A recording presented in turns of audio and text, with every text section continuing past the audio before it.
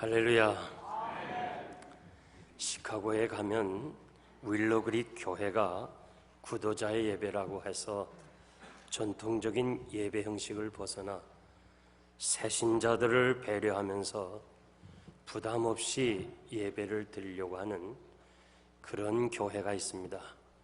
그 교회가 성장하니까 한국교회나 이민교회가 그 교회를 본받아서 전통적인 예배 형식을 벗어나서 이 소위 열린 예배라고 하면서 예배가 이렇게 방식을 자유롭게 변형되어 나가고 있습니다.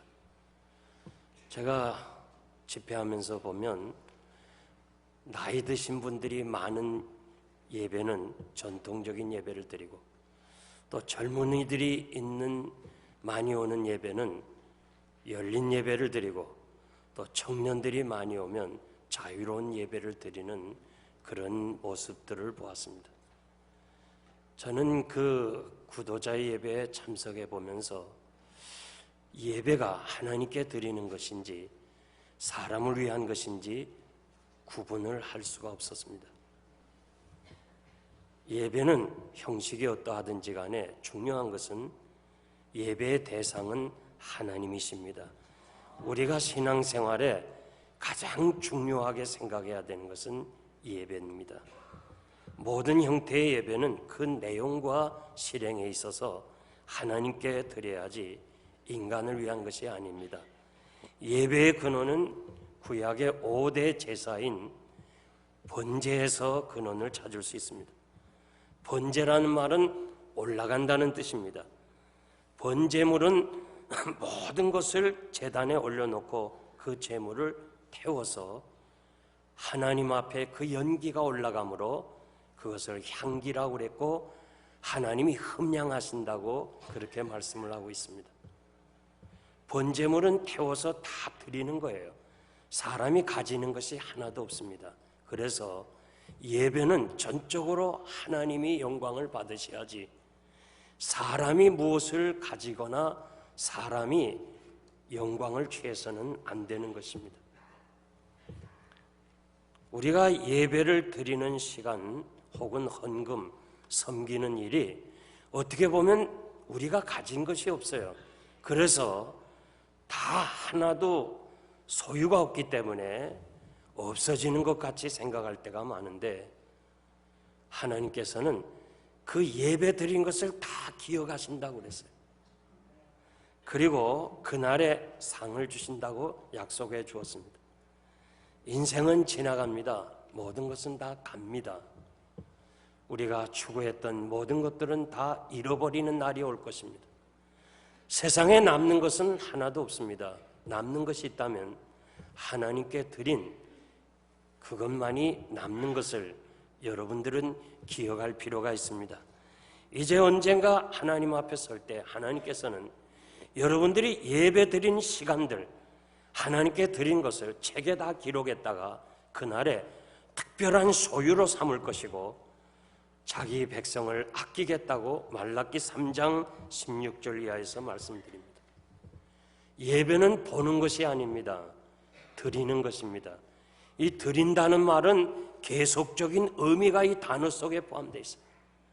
그러니까 여러분들이 예배는 생명이 다하는 그날까지 위대한 족장들이 지팡이 의지하고 하나님께 경배드렸다 하는 것처럼 끝까지 예배드리다가 하나님 앞에 가야 될 사람들입니다.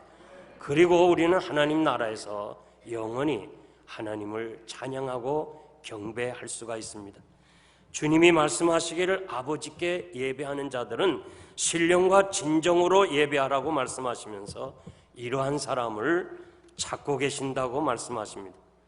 하나님은 살아계시고 지금 여기 계시고 여러분들의 예배를 받으시는 줄 믿습니다. 우리가 하나님께 찬양을 드리고, 그리고 헌금을 드리고 기도를 드립니다. 그리고 하나님께서는 우리에게 말씀을 주시고 축도로 축복을 해주십니다. 그러므로 여러분들이 말씀을 들을 때마다 사람의 말로 들으면 아무 소용이 없습니다.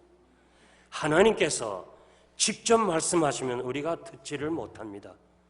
하나님께서 세우신 주의 종을 통하여 말씀을 주실 때에 나에게 주신 말씀으로 받고 그 말씀대로 아멘하고 실천할 때에 말씀이 약속한 축복을 여러분들이 체험할 수가 있는 것입니다.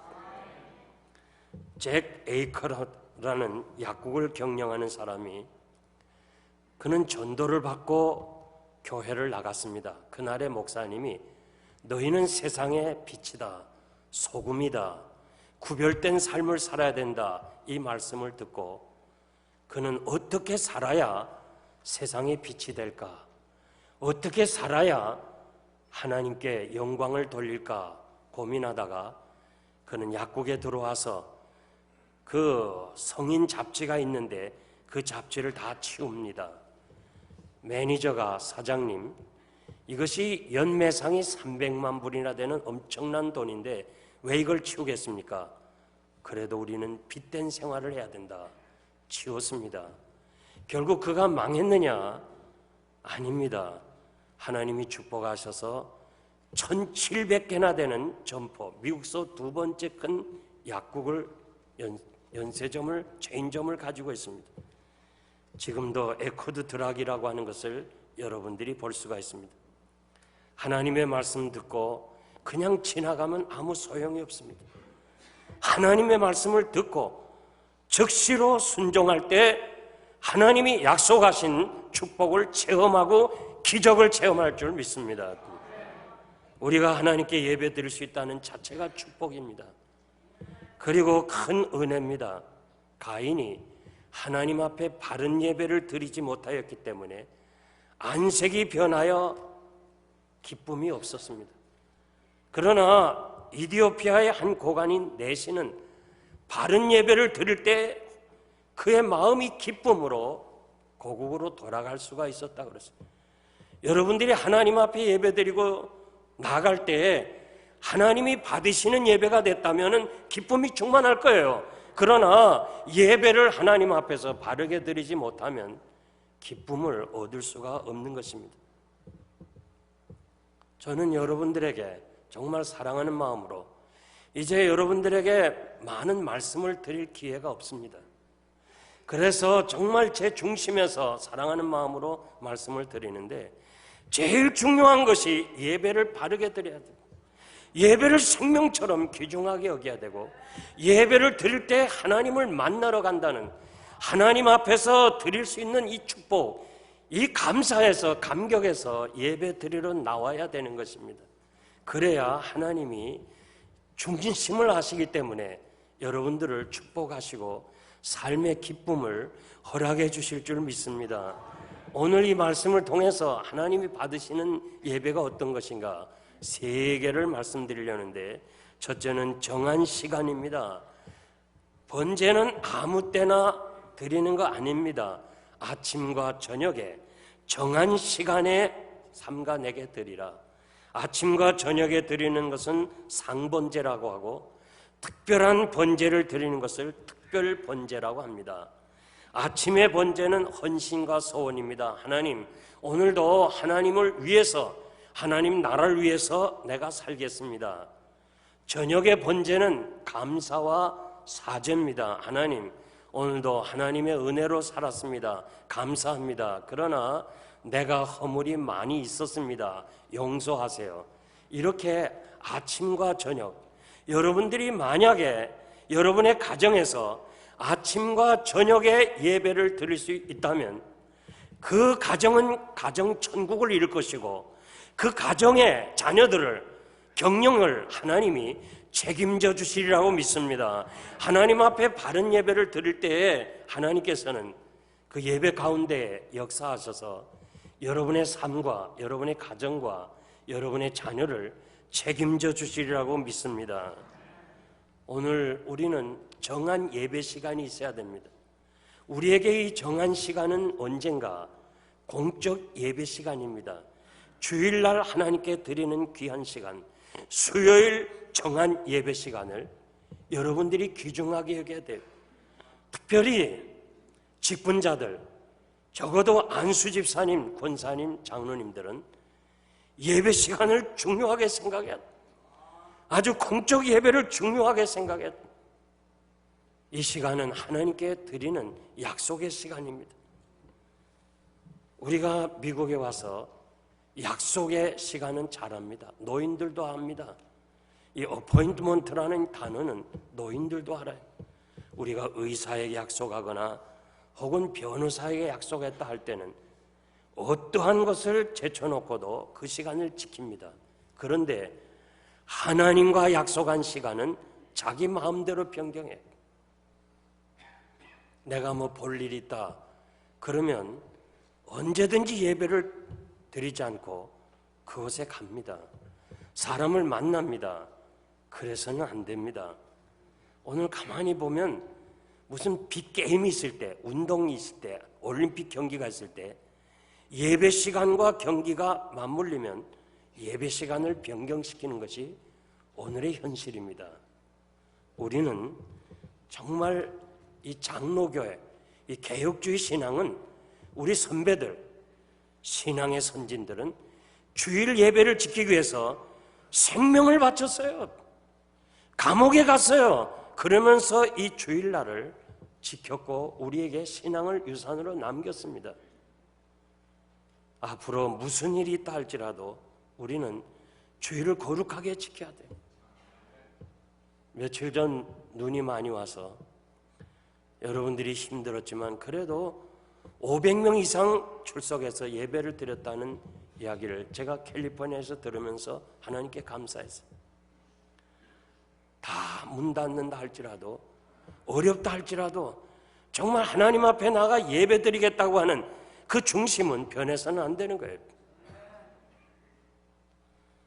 제가 지금까지 살면서 97년에 이 1월에 눈이 온 것이 제일 많이 왔어요.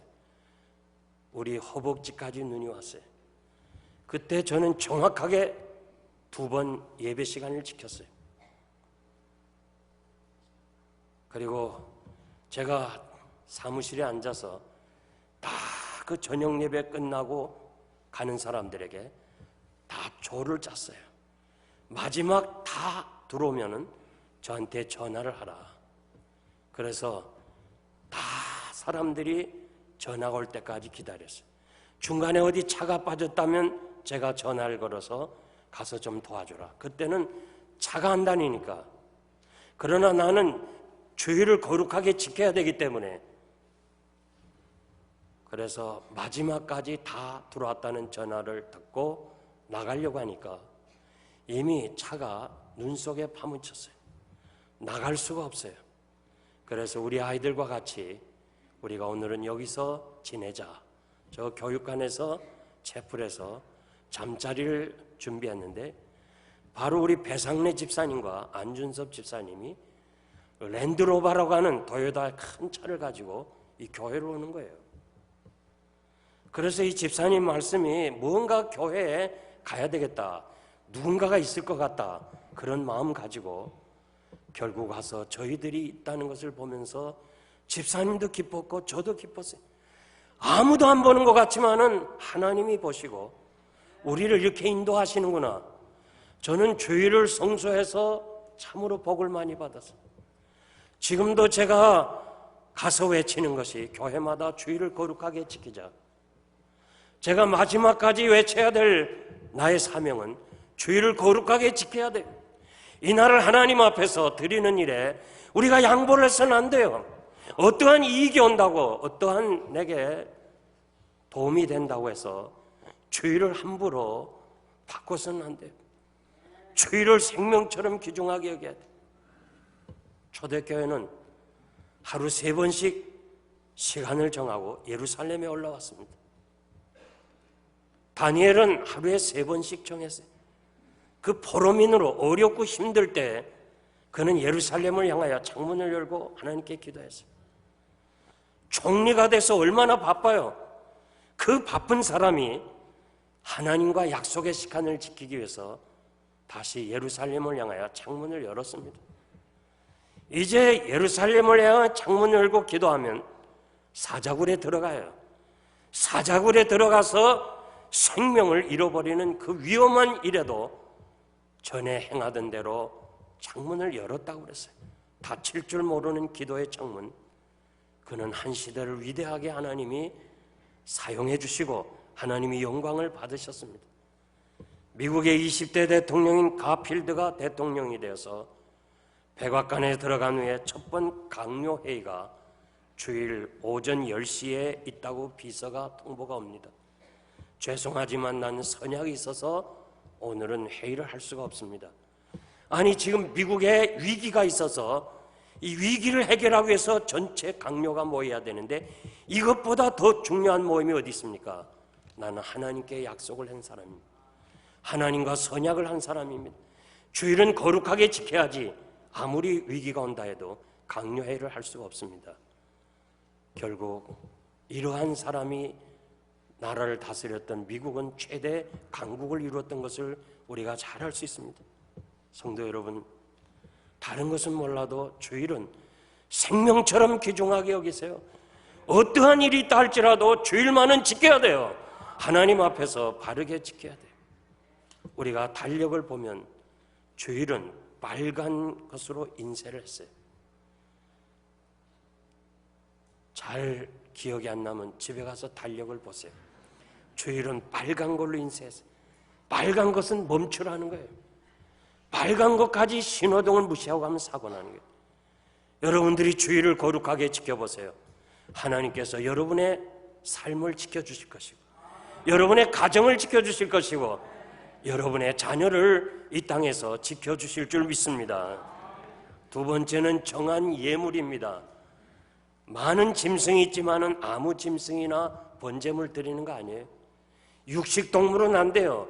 초식동물 중에서도 색임질하고 굽이 갈라진 소나 양이나 비둘기를 드리라고 그랬습니다. 부자는 소를 드리고 중간쯤 사는 사람은 양을 드리고 가난한 사람은 비둘기를 드리라고 그랬습니다. 가난한 사람이 빚을 내서 드리는 거 하나님 원하지 않아요. 부자가 인색해서 비둘기 드리는 거 원하지 않아요. 자기 형편에 따라서 하나님께 드려야 되는데 가장 중요한 것은 어느 것을 드려도 좋은데 흠이 없는 것을 드리라. 무엇을 말해요? 거룩한 삶을 통해서 드려야 된다는 거예요. 레위기가 강조하는 것은 우리가 하나님께 예배를 드려야 되는데 거룩한 예배를 드리라는 거예요. 하나님이 원하시는 것은 거룩이에요. 요한복음 17장에 보면 주님이 중보기도 하시는데 그 중보기도가 한 내용이에요. 아버지요, 아버지가 거룩하신 것처럼 저들이 땅에서 거룩되게 보존되기를 원합니다. 제사장 아론의 이마에 띠를 꼈습니다. 그 띠를 꼈는데 그 띠 이마에 여호와께 성결이라고 적었어요. 하나님의 사람, 지도자들은 무엇보다도 거룩해야 돼요. 하나님 앞에서 거룩해야 돼요. 그래야 하나님이 받으시는 예배를 통해서 하나님이 영광을 받으실 거예요. 거룩이 뭐예요? 거룩은 세 가지 중요한 뜻이 있는데 첫째는 준비라는 뜻이 있습니다. 여러분, 예배드리기 전에 준비가 필요해요. 요즘 준비가 없는 예배가 너무 많아요. 토요일이 되면 내일은 주일인데 내가 하나님 앞에 나가야지. 내일 목사님이 무슨 말씀을 전하실까? 나에게 무슨 말씀을 허락하실까? 우리가 준비하면서 하나님 앞에 나올 때 우리 마음을 아시는 하나님께서 준비된 자에게 은혜를 주실 줄 믿습니다. 오늘의 예배는 준비가 없어요. 나이 드신 분 알지만 옛날에 우리 천국 가신 신앙의 선배들은 30분 전에 최소한 주예전에 나와서 준비를 했습니다. 회개를 했습니다. 그리고 마음을 다시 한번 가짐을 가졌습니다. 요즘은 준비가 없기 때문에 회개할 시간이 없기 때문에 예배 가운데 회개 기도 시간을 가지는 교회들이 점진적으로 늘어갑니다. 여러분, 우리가 하나님 앞에 드릴 때에 정말 하나님 앞에서 준비된 사람에게 하나님은 결코 그냥 보내지 아니하시고 내 입을 열게 열라 내가 채우리라고 약속한 대로 말씀으로 채워주실 줄 믿습니다. 록펠러는 33세에 백만장자가 되고 10년 후에는 미국의 최대 갑부가 되고 53세에는 세계적인 부자가 됐습니다. 그 어머니가 록펠러에게 10가지 유언을 했는데 그 첫째가 뭐냐? 아들아, 너는 하나님 앞에서 30분 전에 나가서 예배를 준비하라. 맨 앞에 앉아서 말씀을 들으라. 앞자리는 소낙비 은혜가 올 것이다. 록펠러는 어머니의 유언을 따라서 그는 맨 앞에서 30분 전에 예배를 드림으로 그는 이렇게 말했어요. 예배의 성공자가 인생의 성공이라고 그렇게 답변을 했습니다. 두 번째는 자른다는 뜻이 있습니다. 번제물은 칼로 가죽을 벗기고 목을 자르고 각을 뜨고 내장과 정갱이를 물로 씻어야 합니다. 그냥 짐승을 불로 태워 없어지는데 왜 그렇게 이런 형식을 취하게 하셨는가? 이왕 태워 없어지는 제물인데 굳이 이렇게 목을 따야 되고 각을 떠야 되고 씻어야 되는가? 인간의 더러운 모습, 위선적인 제약의 요소 다 잘라야 된다는 거예요. 우리의 마음이 하나님 앞에서 거룩해야 되는 거예요. 바울은 구약의 번제를 생각하면서 너희 몸을 하나님이 기뻐하시는 산 제사로 드리라. 이 세대를 본받지 말라. 다른 길로 가라 그런 말입니다. 여러분, 이 세상 거 추구하고 이 세상의 거 좋아하는 거, 이 죄악된 거, 이런 것들은 우리가 자를 것은 잘라야 돼요. 버릴 것은 버려야 돼요. 예배 드리는데 방해가 되는 거 있어요? 버려야 돼요. 여러분들이 예배를 드릴 때 이것 때문에 지장받아요? 잘라버려야 돼요. 에레미야 7장 1절에 보니까 하나님은 에레미야에게 에레미야야, 너는 저 성전 문 앞에 서서 내게 예배하러 들어오는 자들에게 이렇게 말을 해다오. 너의 길과 행위를 바르게 하고 들어오라. 그래야 내가 내 예배를 받겠다는 거예요. 우리가 6일의 삶의 영역에서 여러분들이 축도로 예배가 끝나는 거 아닙니다. 이제는 이 거룩한 예배가 우리의 삶의 현장으로 가서 사는 그 자체가 바로 하나님께 드리는 예배가 돼야 그것이 바로 영적 예배, 신령한 예배가 되는 거예요. 그렇게 살다가 하나님의 전에 나올 때에 하나님 앞에서 드리는 예배가 향기로운 예배고 하나님이 그 예배를 받으신다고 그랬습니다. 결단이라는 뜻이 있습니다. 하나님께 예배 드리는 것은 결단이 필요합니다. 마지막 때에는 모이기를 피하는 여러 가지 일들이 있다고 그랬어요. 정말 우리가 공적 예배를 드리는 시간에 피하는 일이 너무 많아요. 여러 가지 그 바쁘고 피곤하고 사람을 만나야 되는 이런 모든 문제 때문에 얼마나 많이 예배를 드리지 못하는지 우리 자신이 항상 하나님께 예배 드리는데 결단이 필요해요. 어떠한 무슨 일이 있다 할지라도 하나님 앞에서 예배 드리는 일을 선택을 해야 돼요. 결단을 해야 돼요. 지나간 일들이 참 너무 많지만은 장로님들이 여기 와서 주일을 가게를 오픈할 때 저는 가서 안 된다고 얘기했어요. 정말 하나님이 축복하시면 6일을 문 닫고도 얼마든지 살 수 있는데 왜 하필이면 주일까지 문을 열고 장사를 합니까? 하나님이 사랑하신다면 장로님을 반드시 칠 겁니다. 그렇지 않으면 그냥 내버려 둘 겁니다. 그렇게 이야기하는 사람 그렇게 많지 않아요. 결국 길에서나 집에서나 얼마나 제가 많은 그 수모와 욕을 받았는지. 그는 10년 만에 세상을 떠났습니다. 마지막 저를 만나면서 손을 악수를 하면서 병상에서 90도 각도로 나이 드신 사람이 목사님 고맙습니다. 잘못했습니다. 그리고 하나님 나라에 갔어요. 여러분 잘 들으세요. 언제까지 사는 거 아니에요. 우리는 하나님 앞에 가야 될 사람이에요. 분명하게 우리가 이 땅에 거쳐가는 이 나그네 인생에서 하나님 앞에서 이 정한 시간 반드시 지켜야 돼요. 주의를 거룩하게 지켜야 돼요. 아무리 어렵고 힘들다 할지라도 주의를 거룩하게 지키는 하나님의 사람들이 되시기를 바랍니다. 우리가 어떻게 살아야 거룩하게 살 수 있어요? 요한일서 3장 3절 보니까 주를 향하여 재림의 소망을 가진 자마다 주의 깨끗하신 같이 자기를 깨끗하게 하느니라. 재림 신앙이 아니고는 깨끗하게 살 수가 없다는 거예요. 오늘 분명한 것은 이 재림 신앙이 무디어져 가고 있어요. 이 우리들의 선진들의 이 재림 신앙, 주님을 맞이하겠다는 이 재림 신앙을 우리가 잊어버리고 있어요.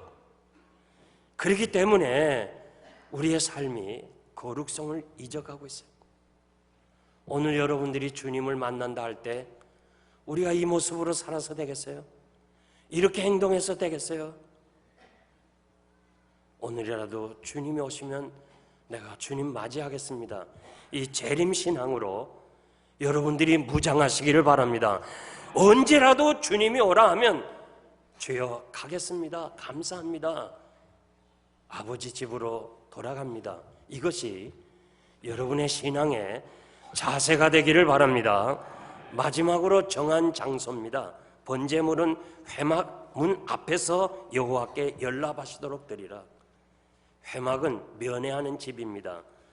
번제물 아무 데서나 드리는 거 아니에요. 꼭 회막, 면회하는 집, 하나님이 거하시는 그 집 앞에서 드리라. 하나님이 아브라함에게 내 아들 독자 이삭을 사흘길을 가서 드리라고 그랬습니다. 아브라함은 자기 장막은 천막을 쳐도 제단은 돌로 쌓았습니다. 항상 가는 곳마다 먼저 제단을 쌓습니다. 그 제단에서 드리지 말고 사흘길을 가라. 제가 성지순례하면서 그 황량한 들판을 가다가 안내하시는 선교사님이 바로 이 길을 따라서 아브라함이 아들 이삭을 데리고 모리아산으로 간 길이라고 그래요. 잠깐 세워달라. 저는 길가역에서 그 황량한 길가에서 아브라함을 묵상했습니다. 아브라함의 위대성이 여기 있구나. 3일을 가면서 그 마음이 변하지 않은 것. 순간에 아들을 바칠 수 있어요. 그런데 사흘길을 가면서 변하지 않았다는 것. 여러분, 하나님 앞에 드리고 싶은 마음이 있을 때요, 사흘을 연기해 보세요. 그 마음이 변해지는 거예요. 저는 아브라함의 위대성을 변하지 않는 사흘길에서 찾았어요. 모세가 바로왕 앞에 가서 내 백성이 하나님께 제물을 드리겠습니다. 그 제물이 바로 황소예요. 애굽의 신이 소입니다. 어떻게 자기 신을 드리도록 왕이 허락할 수 있겠어요? 그래서 드릴 수 없다는 거예요. 하나님이 다시 징계를 내리니까 할 수 없이 손을 들었어요. 들면서 멀리 가지 말고 잠깐 변방에 가서 드리고 오라. 모세가 뭐라고 그랬어요? 아니요, 사흘길을 가겠습니다. 그 백성을 데리고 사흘길을 가서 거기서 제물을 드리겠다는 거예요. 왜 굳이 모세가 사흘길을 고집했어요? 왜 아브라함이 사흘길을 가서 제물을 드렸어요? 아들을 드렸어요. 우리도 사흘길을 가야 돼요. 우리에게 사흘길이 뭐예요? 예수님이 십자가에 죽으셨다가 3일 만에 부활하시고 자기 피로 사신 교회가 바로 사흘길이에요. 아무리 어렵고 힘들어도 찾아 나와야 돼요. 하나님이 정하신 축복의 장소인 교회로 찾아 나와야 돼요. 신명기 12장 5절에 6절 보니까 오직 너희 하나님 여호와께서 자기 이름을 두시려고 너희 모든 지파 중에서 택하신 곳인 그 거할 것으로 찾아 나아가서 너희 번제와 너희 희생과 너희 11조와 너희 예물을 드리라. 찾아 나가라고 그랬어요. 예배는 집에서 드리는 거 아닙니다. TV 보고 드리는 거 아닙니다. 오늘 왜 이렇게 신앙이 약화됐어요? 찾아 나간 일이 없기 때문에 그렇습니다. 우리 신앙의 선진들은 그 머나먼 길을 찾아 나가서 하나님께 예배를 드렸어요. 여러분들이 아무리 신앙이 좋아도요, 6개월만 교회 안 나와보세요. 내가 알고 다른 사람이 하는 거예요. 홀로 타오르는 숯덩어리를 그냥 하나 집어서 다른 데 놓으면 그 숯덩어리가 불이 꺼져요. 모여야 돼요. 여러분, 교회가 얼마나 중요해요. 교회는 에스겔 47장에 보니까 에스겔 선지자가 환상을 보았는데 축복의 생수가 성전 문지방에서부터 흘러내렸어요. 여러분, 교회가 축복의 장소예요. 교회가 은혜스러워야 여러분의 가정이 은혜스럽고 여러분의 사업이 잘 되는 거예요. 우리는 내 가정보다 내 사업보다 교회를 우선적으로 해야 돼요. 교회가 상처를 받지 않도록 여러분들이 교회를 지켜나가야 돼요. 그래야 이 교회를 통해서 하나님이 우리 가정을 축복하시는 축복의 통로예요. 이것이 막히면 안 되는 거예요. 그러므로 이 교회의 중요성을 알고 여러분들이 항상 찾아 나가서, 심지어는 내가 정말 아프고 움직이지 못한다 할지라도 내가 가다가 죽더라도 교회를 가야지. 그리고 한번 와보세요.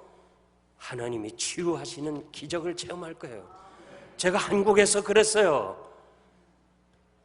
여집사님 한 분이 아들과 딸에게 내가 어차피 죽을 텐데 집에서 죽는 거, 병원에서 죽는 것보다는 교회 나가서 예배드리다 죽겠다. 어머니, 움직이면 안 됩니다.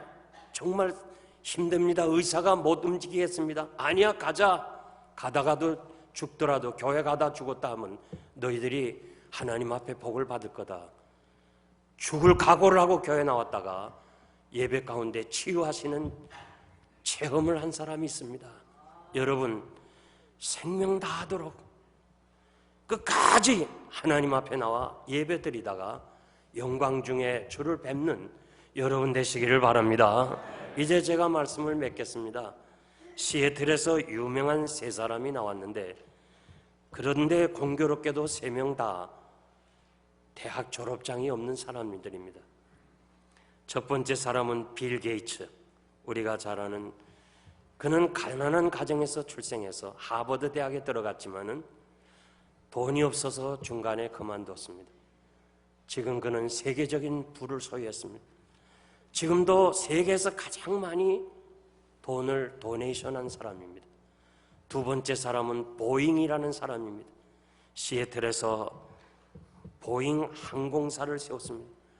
많은 비행기 엔진이 다 뒤에 있는데 보잉은 하나님이 주신 지혜를 가지고 엔진을 날개다 달아서 유명한 보잉 회사를 건졌습니다.